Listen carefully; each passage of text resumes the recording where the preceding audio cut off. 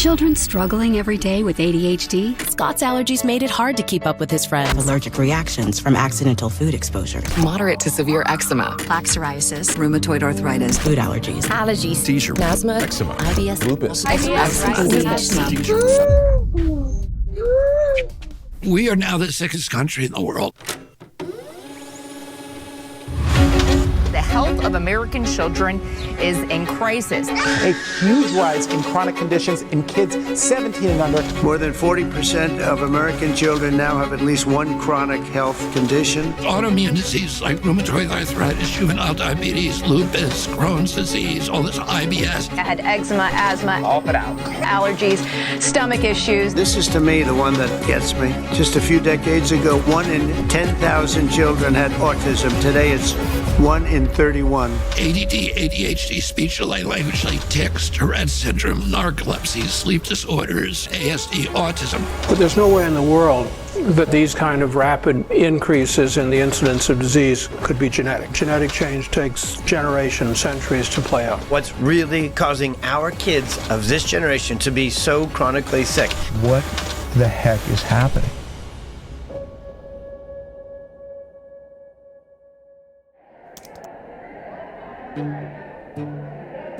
America is the sickest nation in the industrialized world. It is now believed that over 54% of our kids have a chronic disease, either a neurological disorder or an autoimmune disease. That's up from only 12.8% back in the 1980s. In roughly 40 years, we have seen the greatest decline in human health ever recorded. What if I told you there is a study that could shed light on this chronic disease epidemic, but no major medical institution seemed willing to do it? What if I told you there was one scientist brave enough to conduct this study? How you doing, Mark? Good to see you. Yeah, nice to see you. Absolutely. Yeah. What if I told you that when the study was finished, that scientist was too afraid to publish it? What would you do? Maybe you would do what I did. I got hidden cameras and recording equipment, and I went to ask him why. Thank you. You're very welcome. Cool. Have you all dined with us before?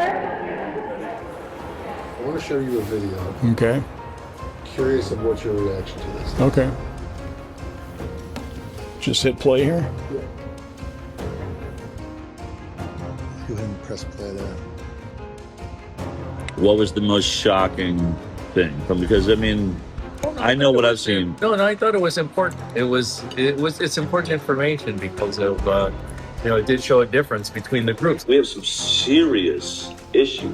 No, I actually agree with that. If I can't get this study out, then what hope is there for every kid in the future? I don't want to say it's not the right thing to do. It's the right thing to do, but I just don't want to. I mean, obviously, really emotional.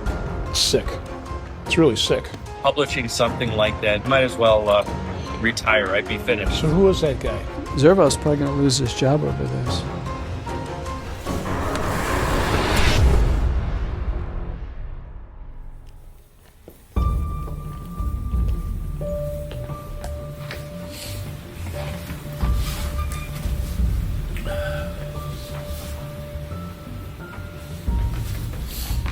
You know, I'm thinking before we get into the hidden cameras and the study and Dr. Zervos and all that, why don't we just take it all the way back to how this actually started?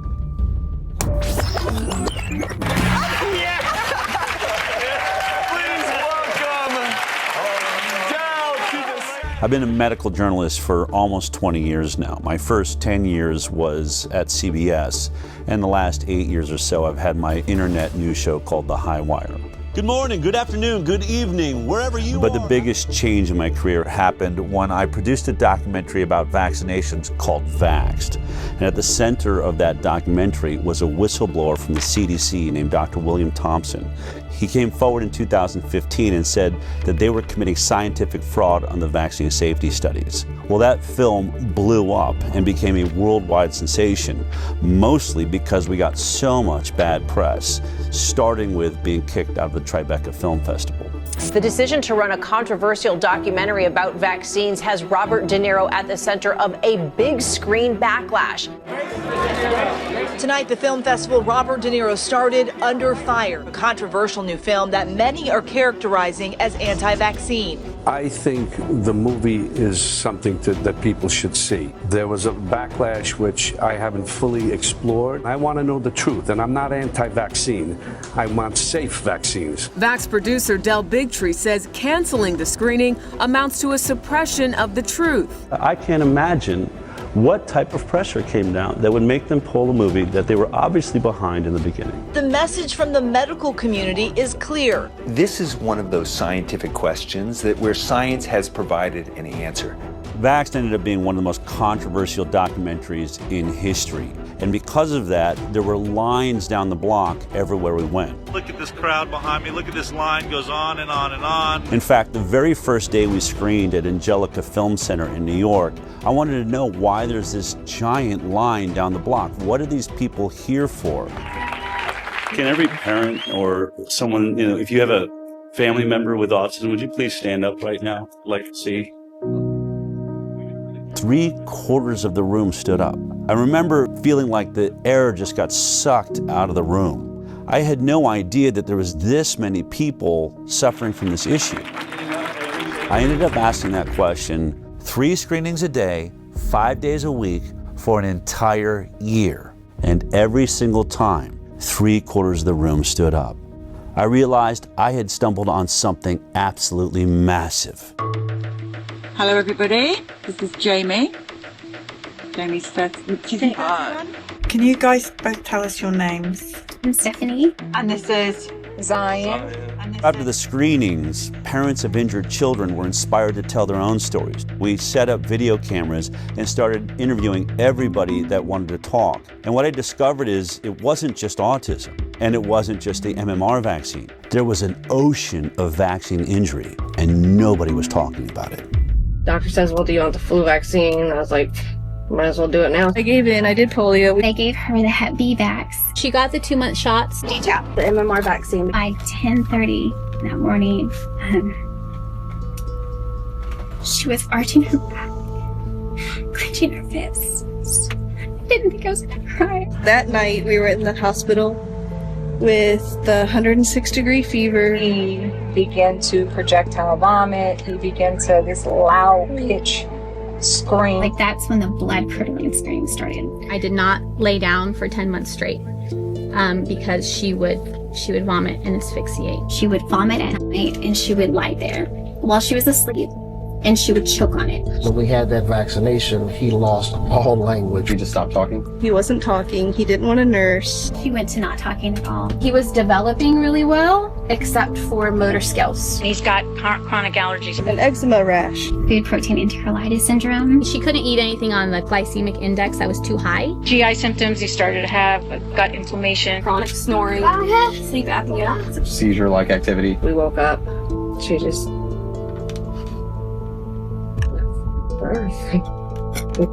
She died in your arms. Yeah. I continued to vaccinate her and make her worse and make her sicker. The guilt and it's so overwhelming. They killed my daughter.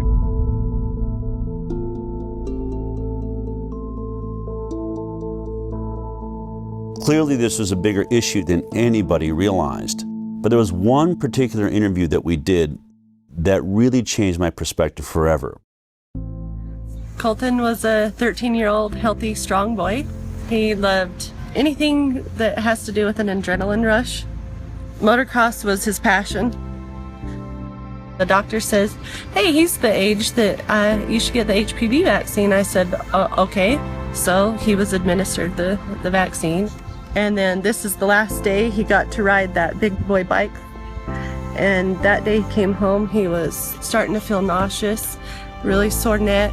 He still didn't want to get out of bed. I just thought, man, you're just really weak and exhausted. And that evening, when he sat up to take a drink of water, he just flopped back and his head just hit the pillow, and I went, Colton, are you going paralyzed? They immediately took him down to Primary Children's Hospital in Salt Lake. Original diagnosis was transverse myelitis. When the doctor came out and asked me, has he been sick? I said, no, he hasn't been sick. He had the HPV vaccine on February 1st, and they went, oh, well, we'll be reporting that to VARS. It does suck, like, not being able to play sports anymore. Now I have to sit on the sideline, just watch everybody. You gotta do your research, like, you can't just trust a doctor anymore. Do your own ways to find out what's best for you.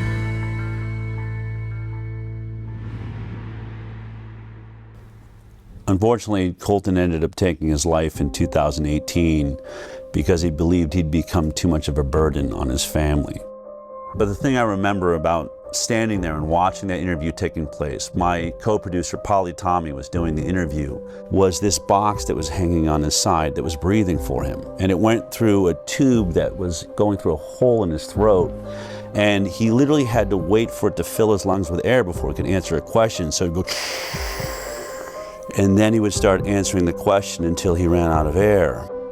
I thought about all of the people that accuse these so-called anti-vaxxers of bringing back polio or the iron lung. Once vaccination rates fall, you're going to have a lot of people getting sick and a lot of children paralyzed for the rest of their life with polio.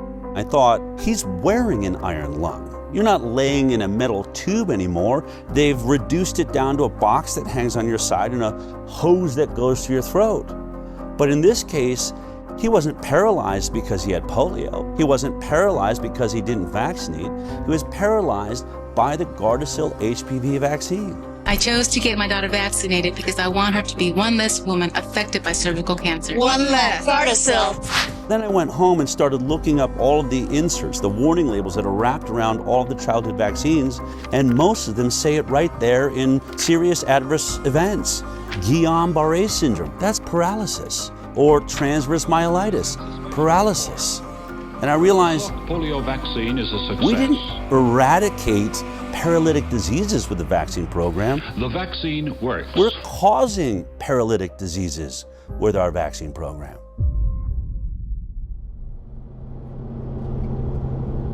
So as we traveled the country, some parents would come up and say, I'm about to have a baby. I'm definitely not going to get the MMR vaccine because your movie shows that that one's dangerous. But what about the other 16 vaccines that are given in 72 doses by the time my child's 18? And I'd say, I only have anecdotal evidence from the thousands of interviews I've done that not a single childhood vaccine is safe.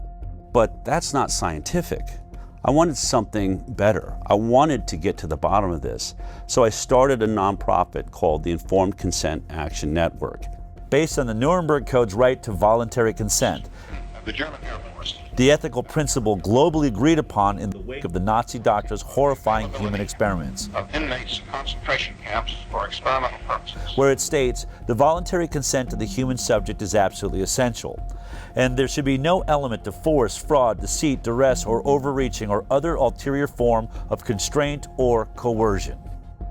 What I wanted to do was investigate the entire vaccine program. I was really focused on one thing. We hear that vaccines are safe and effective. But before we even worry about if they're effective, how did we determine they're safe? We started looking at all the science around the world, but we hit a big roadblock.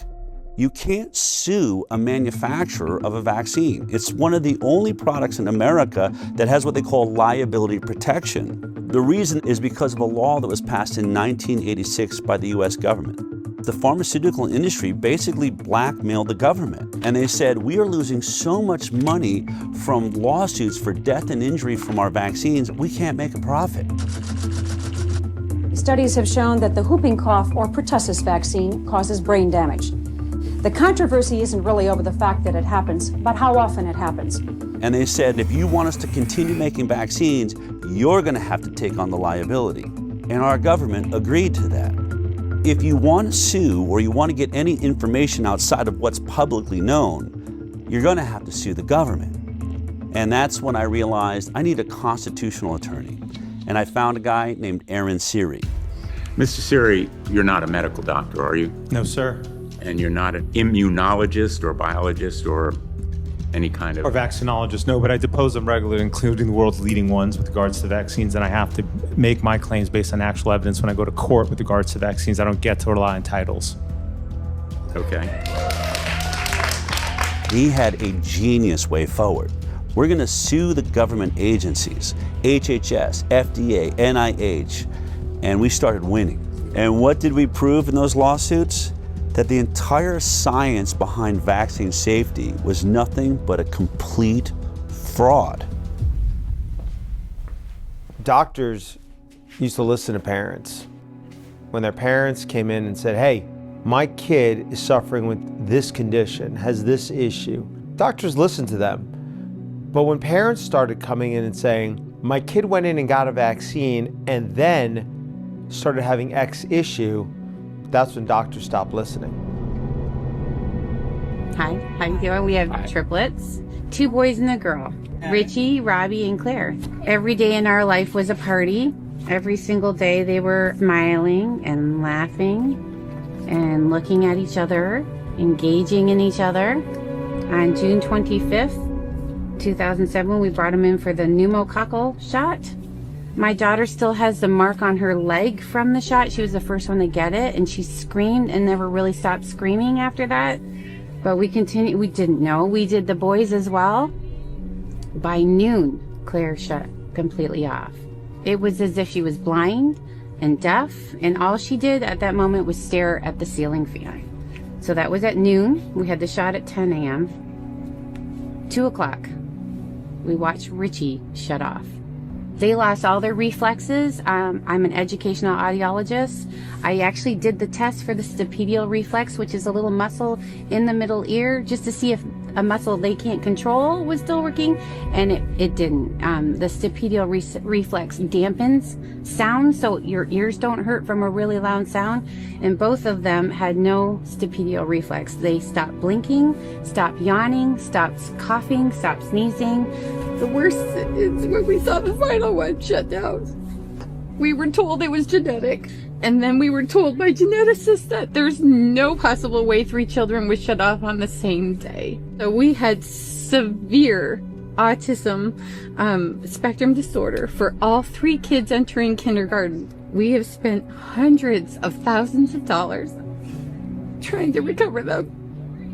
The only person that we got back is Robbie, the one that was last to shut off. Richie can only say single, maybe 2 words together. Claire is still completely nonverbal, not potty trained, and Robbie is approaching grade level, but severe OCD. Let me tell you what a day in our life is.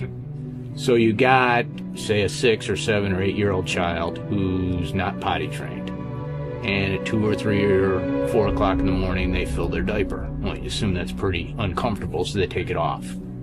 Pretty soon it's all over them. It's all over the bed. In short order, it's all over me. It's all over her. I'm snapping at her. She's snapping at me. We're both snapping at the kid, who is the only innocent party in the whole scenario. And the one thing that's conspicuously absent from that scenario is anybody who told you that shot was safe. They were all asleep in their bed. They haven't got a problem in the world. This one story of Richie, Robbie, and Claire puts an end to any discussion that autism is only caused by genetics. There is no genetic explanation that would turn 3 brothers and sisters off on the exact same day. What you should do when there are widespread complaints that a product is causing a given harm is you should study it. Vaccines should be tested like other medicines. They should be safety tested. And unfortunately, vaccines are not safety tested. Of the 72 vaccine doses now mandated, essentially mandated, they're recommended, but they're really mandated for American children, none of them, not one, has ever been subject to a pre-licensing placebo-controlled trial. Health and Human Services Secretary Robert Kennedy Jr. has been torn apart by mainstream media for saying that there's no placebo trials being done for vaccines. But he's right. It's exactly what we found in our lawsuits against the government.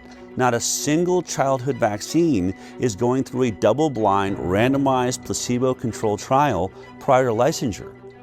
That's the gold standard of safety testing for all pharmaceutical products, but is being skipped for vaccines. In case you forgot how a double-blind, placebo-based trial worked as we discussed it back in high school science class, let me remind you. We break up a group of kids into two groups. One group is going to get the vaccine. The other group is going to get a placebo, which is a product that has no effect on the human body. When it comes to an injectable like vaccines, that is a saline injection. Then it's called double-blinded because both the scientists and the patients are blinded from knowing which one they got. Did they get the vaccine or did they get the placebo? This is so that the scientists will not manipulate the study in favor of the pharmaceutical industry that will stand to make a lot of money if this vaccine proves to be safe. Then we track these two groups for 2 to 5 years, sometimes as long as 10 years for a lot of drugs. And at the end of that study, we unblind both the patient and the scientist. So we look at both groups, the vaccinated and the placebo group, and we compare their health outcomes. Who had more cancer? Who had more diabetes or ADD, ADHD or autism or Tourette's or lupus or multiple sclerosis? All of these things that are currently skyrocketing in the United States of America. And if, when you compare them, they both turn out the same, there's the same amount of issues in the vaccinated group as is in the placebo group, then you know it's safe. You've established what we call a safety baseline. But if the vaccinated group has more issues than the placebo group, then we know it's not safe and it shouldn't be put on the market. Only one problem. Not a single vaccine on the childhood schedule has ever been through a double-blind, placebo-based trial. Therefore, they cannot say the vaccines are safe based on science. Are all vaccine trials placebo-controlled?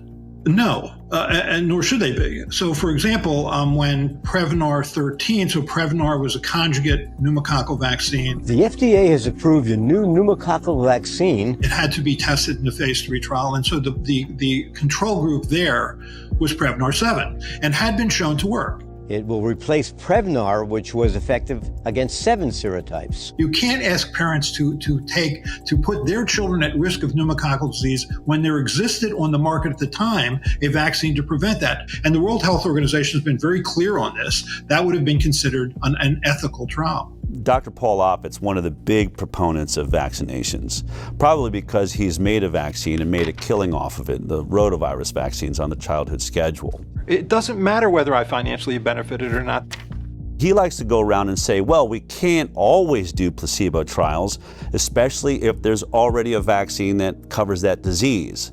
So he'll use an example like Prevnar 13. Prevnar 13 in its safety trial was tested against Prevnar 7, the earlier version of the vaccine. And he'll say you cannot test Prevnar 13 against a saline placebo because it would be unethical. You'd be denying children access to a vaccine that is already on the market, and that's not fair to them. But what he leaves out is that Prevnar 7 was never tested against a saline placebo, so we don't know if it's safe. So we're testing one product we don't know the safety profile on with another product we don't know the safety profile on, and this is how the entire vaccine schedule works. I like to call this the whiskey study. Let me explain. Let's say there's a group of people that are complaining that whiskey is making people drunk and they're crashing their cars and people are getting killed. Now, in order to test does whiskey cause car accidents, you would set up a double-blind placebo trial. One group, the test group, would get the 10 shots of whiskey. The other group, the placebo group, would get 10 shots of water. And then we'd have them both drive on a driving course and see who has more accidents. It's obvious. But in this case, the whiskey company is the one doing the study. And what they say is, oh, we're going to do a placebo-based trial, but our placebo-based trial is not going to be water, it'll be vodka, another product already on the market. And so 10 people get the whiskey shots and 10 people get the vodka shots, and they had them all drive, and guess what? They had just as many car accidents. Therefore, whiskey does not cause car accidents because it didn't cause any more than the vodka did. And so to take this all the way to the end of Dr. Paul Offit's point, if vodka had ever been tested against 10 shots of water and there was no car accidents in the vodka group, then it would make sense to test the whiskey against the vodka. But we all know that study was never done, just like no vaccine placebo study was ever done. All you have to do is type in FDA licensed vaccines on your computer, and every vaccine that they give your child on the childhood schedule will appear there. And then you can click on any one you're interested in. Let's click on Recombavax HB. This is one of the hepatitis B vaccines they give your baby on the first day of life. Hello, welcome to the world. Gasp for your first breath, and here comes your first sexually transmitted disease.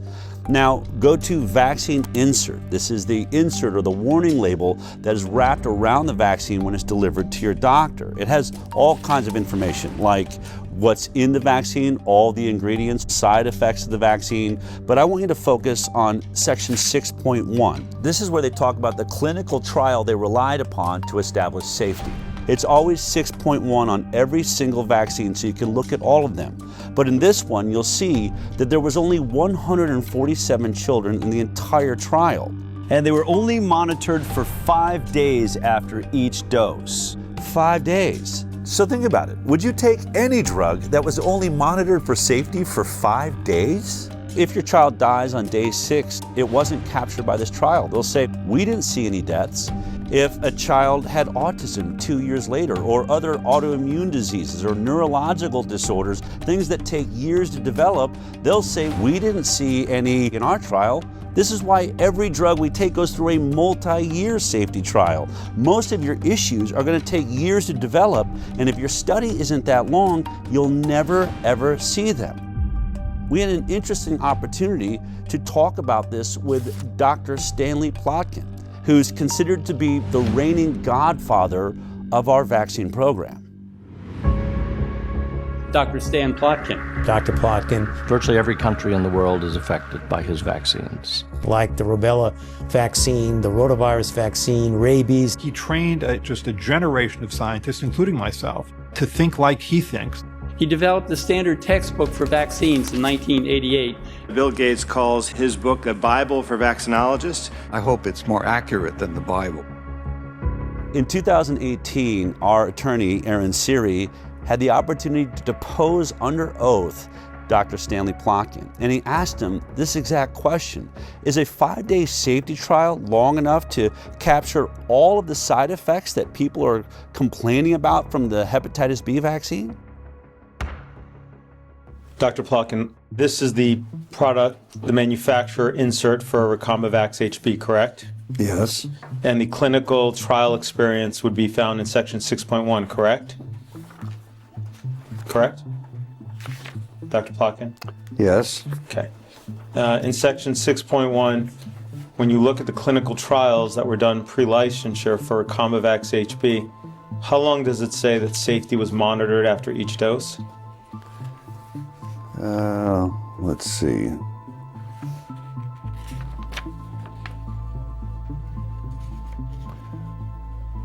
Uh, 5 days. Okay. Is 5 days long enough to detect an autoimmune issue that arises after 5 days? No. Is 5 days long enough to detect any neurological disorder that arose from the vaccine after 5 days? No. There is no control group, correct? It does not mention any control group, no. No. If you turn to section 6.2, under the nervous system disorders, it states that there have been reports of Guillain-Barré syndrome, correct? Yes. As well as multiple sclerosis, exacerbation of multiple sclerosis, myelitis, including transverse myelitis, seizure, febrile seizure, peripheral neuropathy, including Bell's palsy, muscle weakness, hypothesia, and encephalitis, correct? Correct. Okay.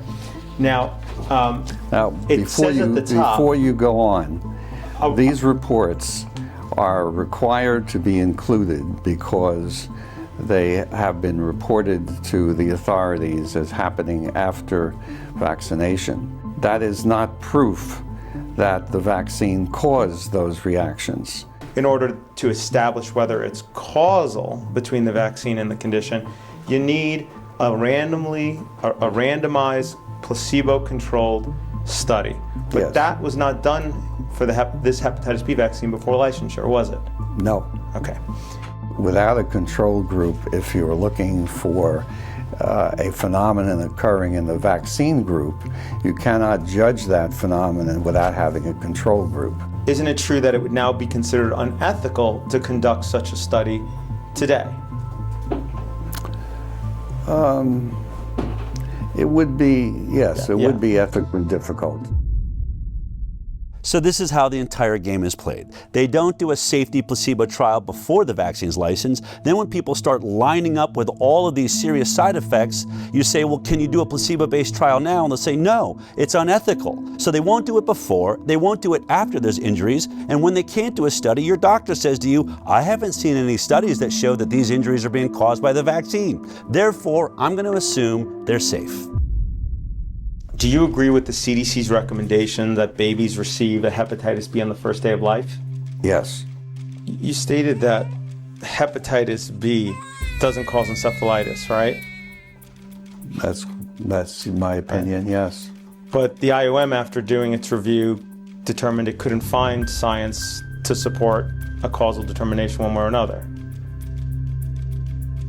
Correct? Yes. But that means that they don't have evidence for the supposition. That it either causes or doesn't cause. Right. They don't know. They don't know because there aren't enough data. In the absence of data, my conclusion is that there's no proof that the causation exists.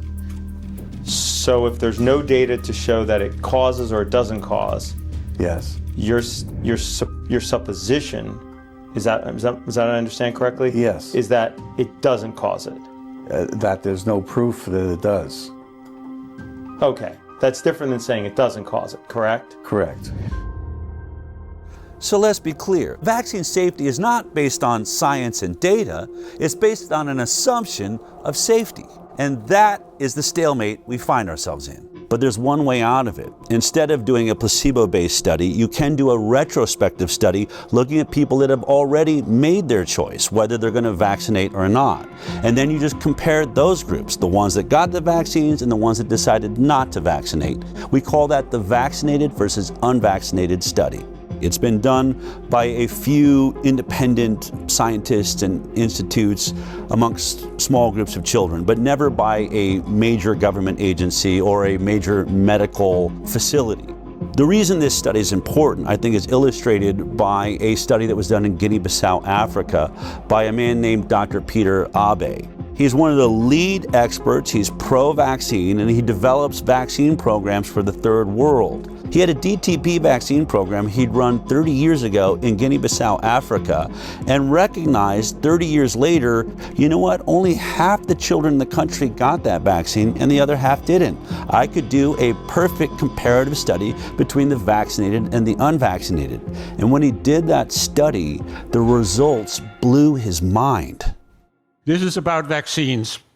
And I think it's important to recognize that no routine vaccine was tested for overall effect on mortality in randomized trials before being introduced. I guess most of you think that we know what our vaccines are doing. We don't. The program we are talking about at the time, the vaccine program, was introduced sort of in the late 70s after the success with the eradication of smallpox. WHO made sort of the first immunization program for the low-income countries. What comes out here, you had 2.3 times higher mortality if you are DTP vaccinated. And that is the most commonly used vaccine in the world. So the whooping cough vaccine or the pertussis vaccine was associated with twofold higher mortality. You can have a vaccine which is fully protective against a specific disease, but associated with higher mortality. How is that possible? After looking at this study, it was clear that the vaccine did protect against the diseases they were vaccinated for. The kids didn't die of diphtheria, tetanus, and pertussis. Only one problem. Once they looked at it, they were dying at 5 times the rate of all of these other issues. So it was clear that though it was protecting against these diseases, it was weakening their immune systems to all sorts of other problems.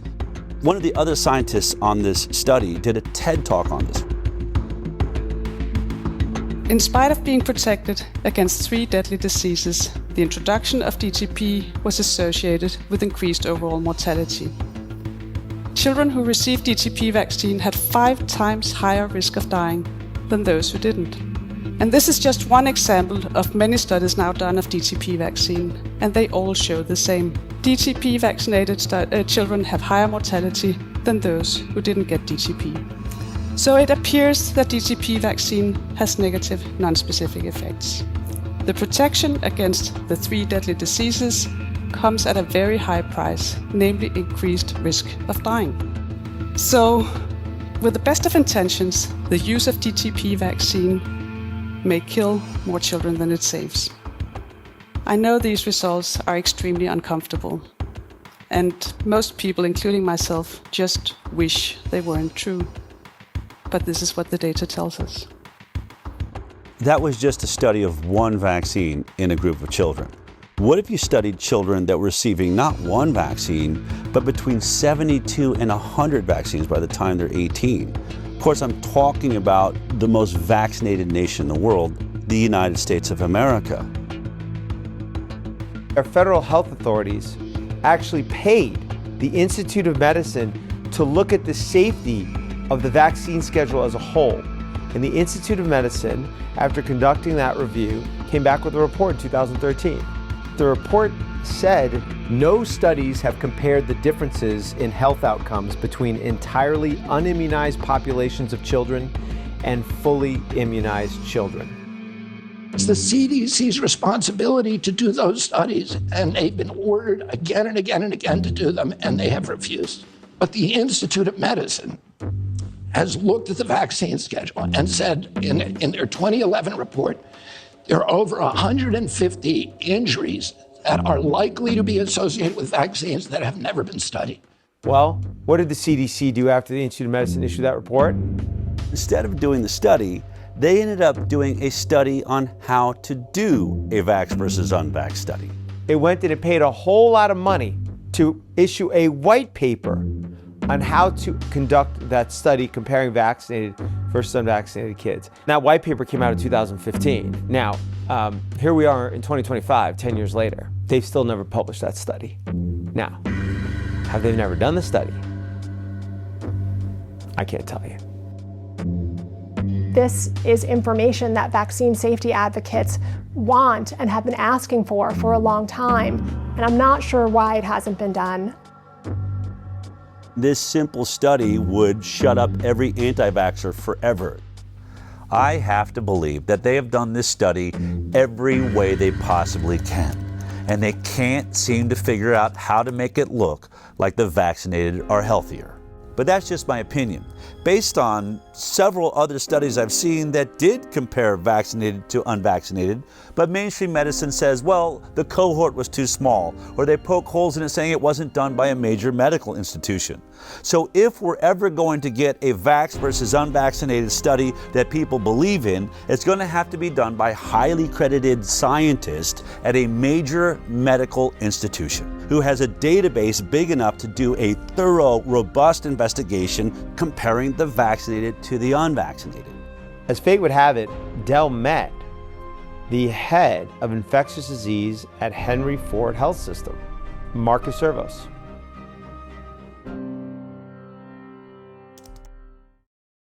I'll never forget that meeting because you said something to me. You said, "I've watched your film. It's intriguing." But you said, I'll never forget. You said you've been saying something and watched your videos that I had an issue with. You said that they cannot say that vaccines are safe because they've never done the proper safety studies. And you said to me, I actually researched that because I wanted to see if that was true. And you said, I'm sorry to have to report to you that you're actually right about that. No, I say it proper now, too. safety studies have not been done. And to now too, it's same thing. I still say it now. The proper safety studies haven't been done. So then I said to you, all right. Still true. And you're like, I don't know what I'm doing here. I don't agree with you. I believe in vaccines. And I said, would you ever consider doing a vaccinated versus unvaccinated study? And you said I would do anything wherever the data is the data, right? Yeah. The first time I met with Dr. Zervos, he agreed to do a vaccinated versus unvaccinated study. I mean, I was ecstatic. He was perfect. Ford Medical Center is one of the greatest research centers in the world, and Dr. Zervos is in the middle of being a hero for having just worked out the entire Flint, Michigan water crisis. 74 miles of large diameter pipeline will stretch For decades, Flint, one of the poorest cities in America, had bought its water from Detroit. Instead of staying on the Detroit water supply while the pipeline was being built, the city would temporarily get its water from the Flint River. That decision would force the city to activate an old water treatment plant. Here's the plant. This is what is coming out of the tap. Water's brown, has a bad odor. We cannot drink the water. They soon became a breeding ground for Legionella, and people were getting sick. The oxygen, you're on that all the time, or do you ever get to take it? I want it all the time. Yeah. Her doctor, Marcus Zervos, had been treating a chronic skin infection that her weakened immune system couldn't control. They are doing a lot better. I'm ecstatic. You know, if I can get them healed over a little bit more, I'm going to get you an appointment with those transplant doctors. There'd been 90 confirmed cases in the year and a half following the water switch. 12 people had died. Sean McElmurray had pulled together a team of 23 scientists and experts from around the state. The team says the state wouldn't authorize them to start the search for the source of the outbreak. Dr. Zervos was the infectious disease expert, and he was worried about the delay. It was critical to start right away because by June we expected to see more cases of Legionnaire's disease and there would be more deaths, which is what we expressed in a meeting that included top leadership at MDHHS. I remember my colleague telling him that if he didn't do that, people could die. Unfortunately, Nick Lyon's response was that, well, they have to die of something. I mean, you're just in shock as a result of him saying that, the director of the health department. Dr. Zervos seemed perfect. He'd stood up against the entire health system in Michigan, so I figured he'd probably be brave enough to do this study. But then a couple of years went by and still no study. I called Aaron and said, why don't we go see if we can't convince him to finally do this study? I flew down to Michigan and we went to meet Dr. Zervos in person. We said, look, here's your opportunity. The results should be directly in line with the orthodoxy. The vaccinated kids should be healthy across the board. He could be hailed a hero for finally shutting up the anti-vaxxers. He said he's willing to do it. The study was going to use the data they literally already have in their fingertips. The data of millions of people who are already in the Henry Ford Health System database, including hundreds, maybe thousands of completely unvaccinated children, as well as obviously children who are vaccinated. What that would allow is taking that multi-million person database, segregating out the children who had been in the Henry Ford system from birth continuously for a few years. Because it's a captive HMO environment, meaning it provides the insurance and it provides the medical care, it has most of the health records for these kids, including if they go out of the Henry Ford medical system, Henry Ford, as the insurer, was still paying for it. So they have the health codes for all the medical services that these kids got. So if you segregated out those kids, now you have a cohort of children from birth for at least a few years where you knew everything about them. I previously was a program director at Henry Ford Hospital, so I know it well. It's one of the best integrated health systems to do research. Henry Ford receives over $90 million in annual research funding, with nearly 700 residents and fellows in 53 ACGME accredited training programs. I think Henry Ford, like other institutions, has a bias towards the goodness of vaccines. You can't miss it. It's a full-page letter here from Henry Ford with 56 signatures saying in bold letters, the science is clear, vaccines save lives. If the results came back demonstrating that the battery of vaccines was associated with chronic diseases and that unvaccinated appeared healthier over time, such a result would be particularly convincing. I'm for vaccines. I'm not, I'm obviously for vaccines, but I think it's the best way of controlling infectious diseases, which are deadly. I'm for mandatory vaccination. Henry Ford is mandatory vaccination because of me. Henry Ford is one of about 90 healthcare systems across the United States that are working to enroll a total of 30,000 volunteers in the Moderna COV vaccine study as quickly as possible. This is the worst pandemic of the last 100 years, and our best hope of dealing with this is by having an effective vaccine. Henry Ford is requiring all 33,000 staff members to be fully vaccinated by September 10th, 2021. The health system says this is consistent with its existing vaccination policy, which includes team members get the flu shot every year and stay current with other vaccinations. It appeared to me that Henry Ford was pro-vaccine, not anti-vaccine. So I had to assume the only reason they would do this study was to prove us wrong. Dell and I thought that was an excellent opportunity. They can do the comparison and presumably they could get it published. We only had one request. The ask was, whatever the outcome, you publish it. Would he stick to that if the results show that unvaccinated kids are healthier? And when he realized that if he submitted that for publication, he's going to face the wrath of his entire profession, didn't know. This was our greatest fear. I mean, vaccines are the holy grail of modern medicine, and anyone that decides to challenge vaccines in any way are essentially considered heretics.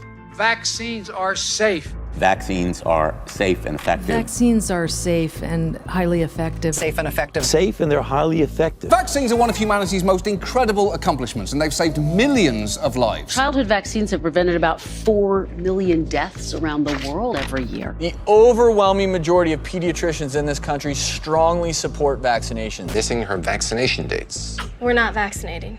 The schedule as it's currently recommended is well tested. We've studied them in so many millions of children. Billions of people. Decades of extensive peer-reviewed scientific studies. Centuries of science. The science is pretty settled. Settled for many years now. This idea that we're taking too many vaccines, there's really no science to back that up. The scientific community publishes paper after paper after paper. There is nothing to see. There's nothing to see.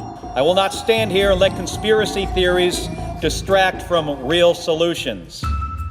Most doctors can't tolerate being called quacks or having their reputation destroyed. And I went from treating the head of the laboratory at my hospital for hypertension to becoming, somebody that was doubted on every levels after a while because of one thing that I said, which was, can we stop giving vaccines to my sick patients and give it to them on the day of discharge? And had they not tried to intimidate me, doubt me, and pushed me to research and show that what I saw was actually real, I would still be lockstep working as a regular doctor. The Florida Department of Health, in partnership with the governor, is going to be working to end all vaccine mandates in Florida law. All of them. All of them. My experience with discussing or disclosing harms associated with vaccines is that those are not welcome ideas or conversations. That move from the Florida Surgeon General, a doctor there, drawing condemnation from public health experts. Whether it's ignorance, it's stupidity, or it's malice, at the end of the day, people are going to get hurt. He's not going to necessarily receive a warm embrace by some of the people in his profession, but that's really what courage is all about. It's a very hostile environment, both scientifically and in the media, for individuals who reach conclusions or have opinions that counter mainstream ideas. Every independent scientist that has ever ventured into doing a vaccinated versus unvaccinated study of any kind is immediately under assault. There's one by Dr. Anthony Mawson out of Mississippi. He did a homeschool study of about 600 kids and discovered alarming rates of allergies, ADD, ADHD, neurological disorders, and a 4-fold increased risk of autism amongst the vaccinated. As soon as the study came out, his job was under threat. In fact, I asked him if he'd be in this film, and he said, look, you can show my studies, but I have just been dragged through the coals on this. I can't take anymore. Then there's Dr. Paul Thomas. Hey, how you guys doing? What I'm seeing on this side is a pink dull, scarred up eardrum. I've been a pediatrician for 35 years. I'm now retired. What I noticed in the first decade or so of my practice is kids were getting sicker and sicker. And over the next decade, as more and more patients chose not to vaccinate, I got to see the difference. But I wanted to see, could I prove it? So we got all the data from my practice. We looked at every baby born into my practice and published it in an international journal of public health. What we found, and that study was peer-reviewed, it was robust, we found massive increases. I mean, we're talking 400 to 500% more. Allergies, autoimmune conditions, neurodevelopmental issues, and then we had infections of all kinds. Massively increased in the vaccinated compared to the unvaccinated. What happened when I published that study? Within days of it being available online, I get a call from my attorney. Don't go see any patients, don't write any prescriptions, don't go into the office. Your license has been emergently suspended. You are a threat to public health. What's today? Today, it is the last time I will be doing clinical medicine in Oregon. Knowing that you guys are keeping it going, the heart of this place lives on. So what if Dr. Zervos does this study and it turns out exactly the same way as the others? Would he still publish it? That was the question. Years went by. In 2020, I was informed they had put together a study. When I had that study in my hand and I looked at it, the significance of it, it was an actual study that, when published, was the first step in changing this landscape. Weeks went by and then more time went by, and at some point, what I learned was it was not going to get submitted for publication.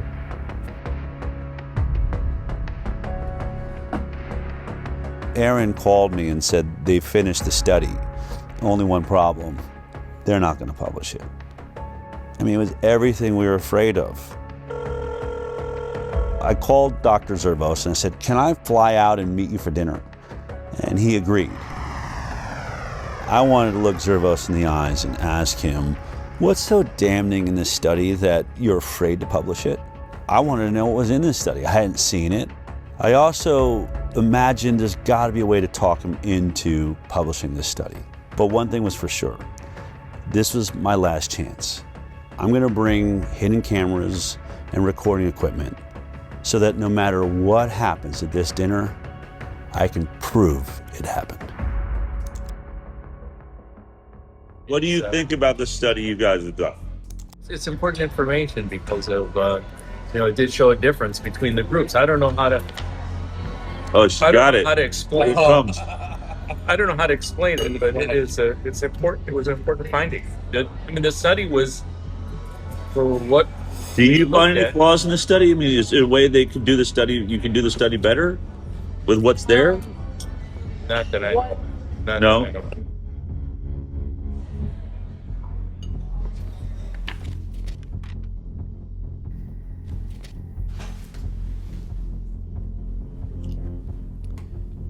Impact of childhood vaccination on short and long-term chronic health outcomes in children, a birth cohort study. This one is really robust. Let's say the results. Yeah, what were the results?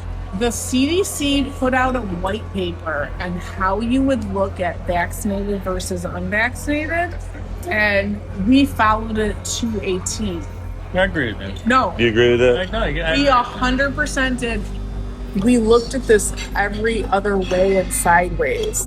I think this is a devastating commentary on our public health interventions, because if this is true, we are systematically making kids sick, and not just a little bit sick, very sick. Publishing something like that, I might as well retire. I'd be finished. I mean, I'm just curious, what in this data makes you think it will be as catastrophic to your career as you think? What was he so afraid of? The study was a bombshell. 18,468 subjects, 1,957 of them were fully unvaccinated. When comparing the health outcomes of the vaccinated versus the unvaccinated, they found an increased risk in the vaccinated of several chronic health conditions. The vaccinated subjects were over 4 times more likely to have an asthma diagnosis. 4.29 times in the adjusted. And that seems, I've looked at a lot of studies, that's 3.26 to 5.65. They also found 3 times the risk for atopic diseases, which is kind of a subset of allergic diseases. They found a almost 6 times risk for autoimmune disease. The autoimmune diseases this paper looked at include thrombocytopenic purpura, rheumatoid arthritis, SLE, systemic lupus erythematosus, MS, multiple sclerosis, and Guillain-Barré syndrome. They mentioned there are over 80 different autoimmune diseases, and what their data showed for autoimmunity, 6 times increase in those who got vaccines when compared to the unvaccinated. Which is staggering, because autoimmune disorders really represent significant morbidity and health costs and suffering, accrued over a lifetime.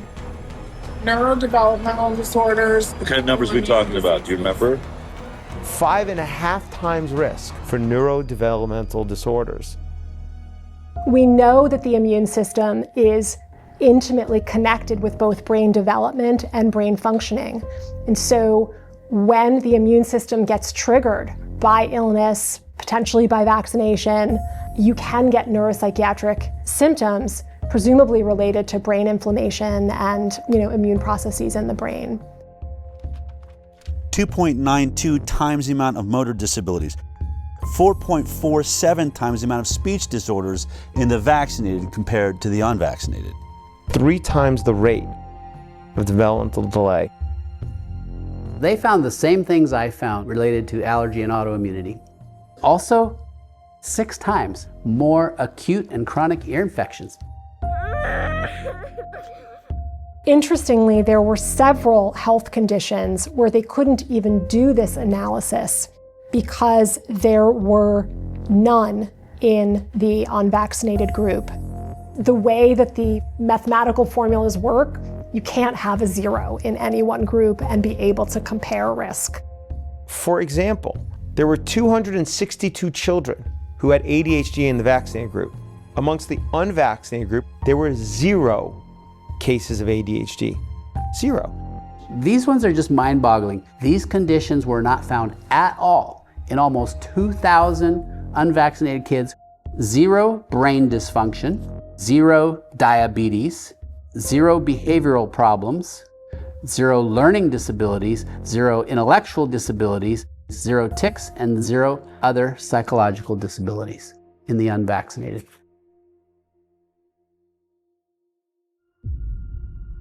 I'm going to read the conclusion here.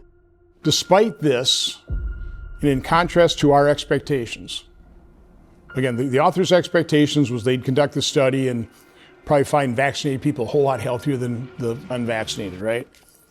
This is what we found. We found that exposure to vaccination was independently associated with an overall 2.5-fold increase in the likelihood of developing a chronic health condition when compared to children unexposed to vaccination. Any vaccine, even just one, compared to none, had 2.5 times more likely to have a chronic health condition. There were no chronic health conditions associated with an increased risk in the unexposed group. None. What does this graph mean? Explain that to me.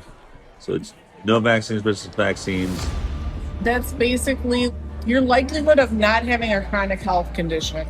They did something called time to event analysis.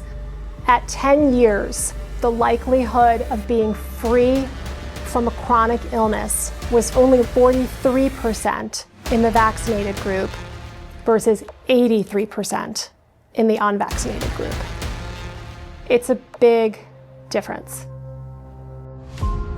So if you're unvaccinated, you stay up here above the, like was it 80% of you are going to be perfectly healthy, whereas you're dropping below the 50 percentile which is exactly what I've been stating. I've been saying 54% of America's children have a chronic illness now. It's right there. And that's basically what that's showing. 10 years follow-up, 57% of the vaccinated had a chronic health condition in just 10 years. That should shock everyone. Let's remember, the entire conversation of the moment in America is the fact that 54% of our children are chronically ill. And here we are looking at the study, and it's almost exactly those numbers. 57% of the vaccinated are chronically ill, whereas only 17% of the unvaccinated. I think because I have an interest in vaccines and I understand off-target, non-specific effects, I was sad, but I wasn't surprised. I can tell you that these data are consistent with my greatest concerns regarding the childhood vaccination schedule. That despite the good intentions of the field of vaccinology, that is backfiring on us. In virtually every single chronic health category, the vaccinated are doing far worse. But there is one issue. It's the one that I have been talking about for years and puts me into the middle of this entire investigation, and that is autism. And in this study, it appears that there was no statistical significance with the vaccine-autism connection. And I wanted to know why. Yet autism is neutral. Does that mean we're wrong about autism, Mark? No. No? No, it's there are a lot of variables involved, and it's hard to control for. When you don't have a lot of instances, as occurred here with autism, where you only have 23 instances of autism in the vaccinated group and 1 instance of autism in the unvaccinated group, that wasn't enough instances to actually be able to determine whether or not there is a statistically significant increased rate of autism. So even though the study shows all sorts of neurodevelopmental disorders, when it comes to autism, there weren't enough children diagnosed with autism in this group to answer that question. That is why studies like this need to be replicated at even larger scales. The fact is there's a signal, and the signal is unvaccinated kids healthy. That should be a very important positive study. Yes. The converse of this is kids that are vaccinated, it doesn't look so good, particularly for the neuropsychiatric disorders. Looking at the measure of association, I'm an epidemiologist, I live in this, neutral is 1. Neutral means no association is 1. If it's 2, it means there's a twofold risk. When we're doing non-randomized data, especially from corporate data stores, what have you, we have a higher threshold. And a good threshold to remember is 4.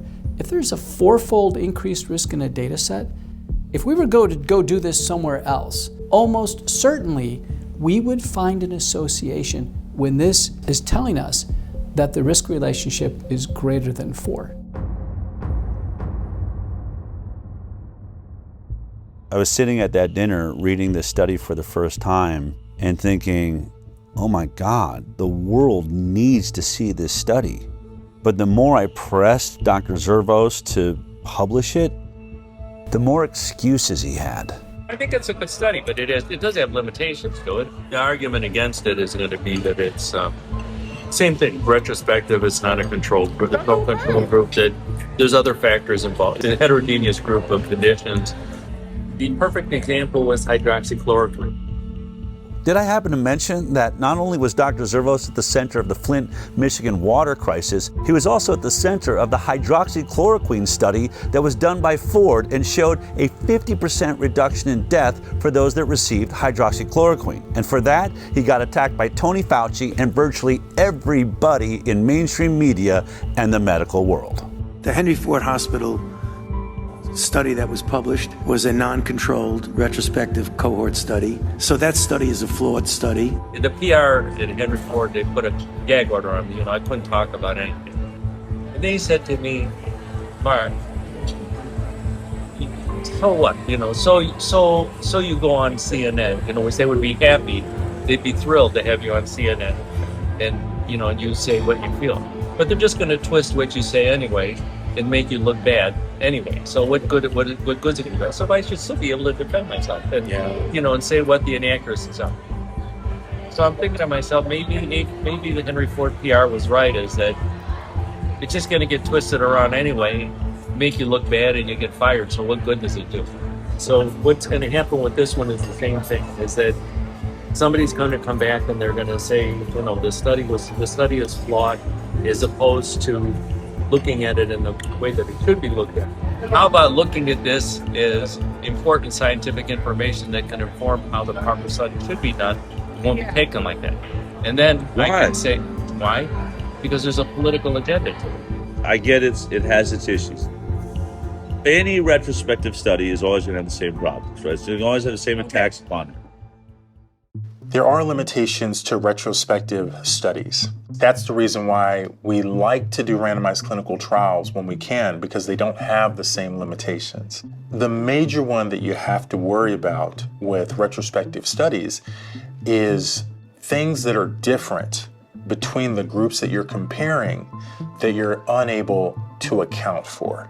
If you want a flawless study, do a placebo-controlled trial. Any retrospective study is going to have flaws in it. But in this study, they made a point to address many of the flaws that they found themselves.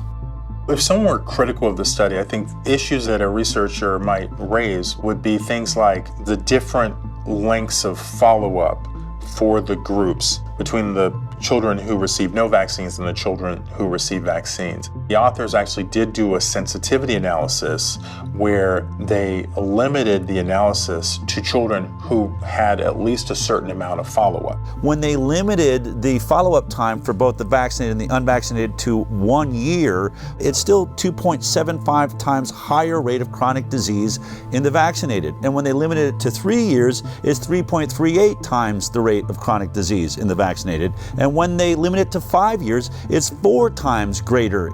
So no matter what they did to limit the follow-up time, the results of the study didn't change. The results indicate that the different follow-up period really did not have a substantial effect on the research question that they were probing.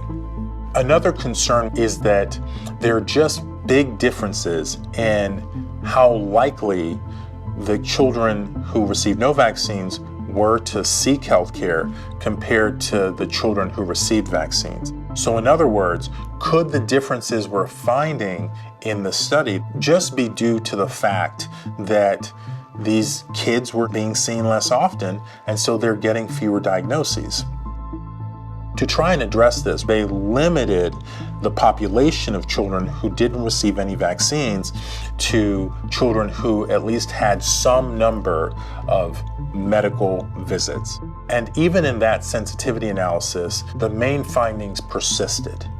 In this study, they adjusted for confounders. Confounders can be age, socioeconomic status, gender, racial, ethnic groups, and used a technique called Cox proportional hazards, which means holding all of the factors equal, what's the relationship between the factor of interest and the outcome? Even after they were adjusted for, the effect of these characteristics was actually pretty small. I actually expected that those adjustments would have a really powerful effect, but they actually didn't. And when you do a lot of sensitivity analysis and what you're seeing doesn't change much, that can be reassuring. The authors did a good job with the information that they had. I have seen studies on vaccines published in good journals that are much weaker in quality.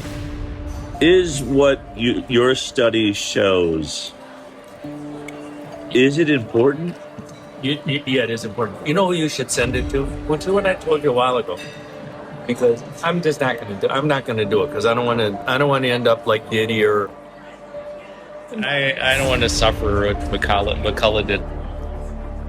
But I give him credit for taking it. Standing up for it.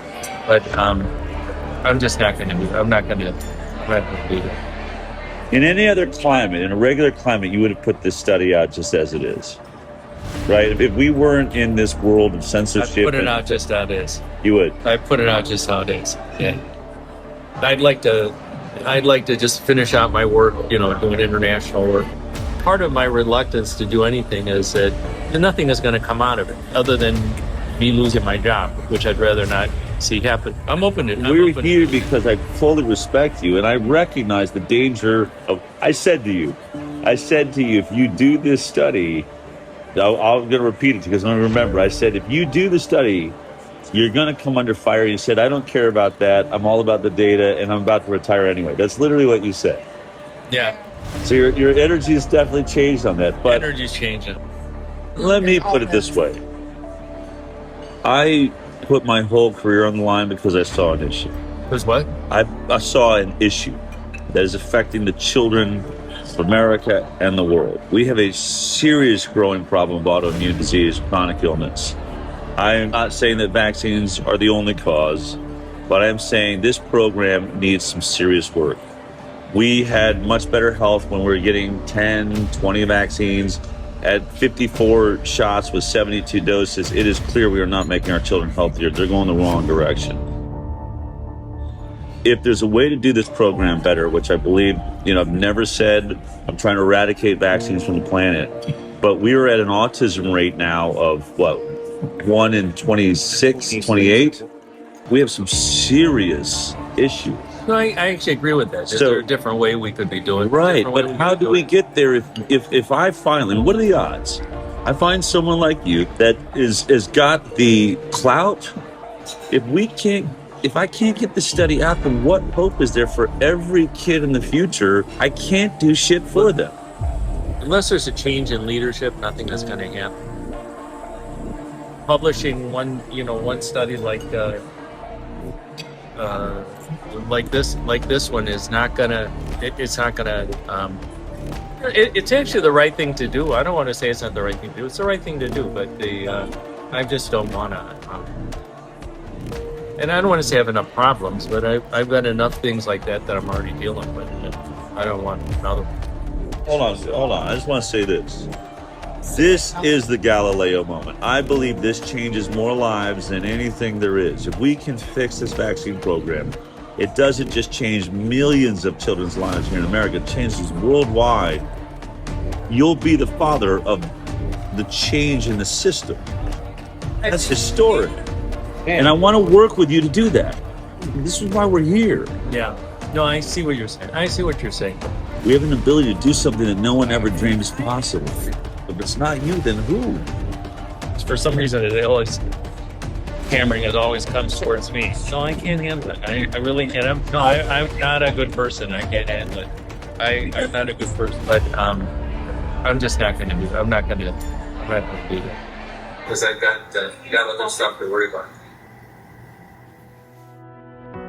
Yeah, I mean, obviously, really emotional. He's just going to compartmentalize it away. I think someone could look at this and be like, it's unconscionable. How could he? And I think the way that he can is the way we all can do things that, not do things we don't want to do is we just convince ourselves, he's saying it doesn't matter. This is one study. It won't move the needle. It's too much for me. I can't. And, maybe he's right. Maybe it is too much for him. It's very important the study sees the light of day. In the scientific literature, and for the advancement of science, we must have balance. There are always pros and cons to everything. And when we have a deep-seated religious bias in favor of vaccines, we've lost balance. And when we lose balance, the entire scientific enterprise goes off track. And when that happens, large populations are harmed. I cannot help but ask myself the question, how many children will suffer a chronic illness that they maybe wouldn't have to suffer had this information been out there? I treat a lot of kids with neurodevelopmental disability and neuropsychiatric illness, and their lives and their families' lives are hell. And I know so many parents who suffer all kinds of guilt. The parents who've had adverse reactions or who've witnessed neurodevelopmental regression in connection with vaccination, they are devastated. I've had so many mothers say to me, my child is like this because of me. At my hand, I did this to them. I think we are absolutely destroying our future by destroying the overall health of our most precious asset, our children. We need to know if this is true. We are morally and ethically obligated to replicate this study again and again and again and find out if this is accurate and if this is true. We have to. The fact that this study hasn't been peer-reviewed and hasn't been published is extremely concerning. It's important knowledge, and other healthcare systems really do need to replicate the analysis. This question really does need to be probed. It's a very important research question. I challenge you, yes, you the doctors, you the researchers, do the research. Find within your data set, within your system, those who are unvaccinated and compare them to the vaccinated cohort. This is one data set. You could replicate this again. There are other captive payer systems. Let Kaiser Permanente Southern California do it. And let the Harvard Pilgrim system in Boston do it. And all the other health systems around the country. And maybe even the CDC with the VSD. And with that, we can start actually addressing the problem that these vaccines might be causing. If these results are valid, this is an absolute sea change in our understanding of the off-target and non-specific effects of vaccination.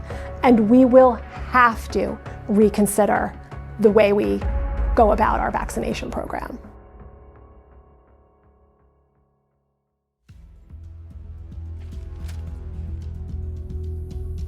This is a cease and desist letter we received from the attorneys for Henry Ford Health. This letter leads me to believe that they really don't want us to release this film. In the letter, Henry Ford accuses us of defamation for saying that the unpublished study wasn't submitted for publication due to the results of the study. They assert that the reason the study was never submitted for publication was, quote, due to significant and serious flaws in its data and methodology, and because it did not come close to meeting the rigorous scientific standards Henry Ford Health and its researchers demand.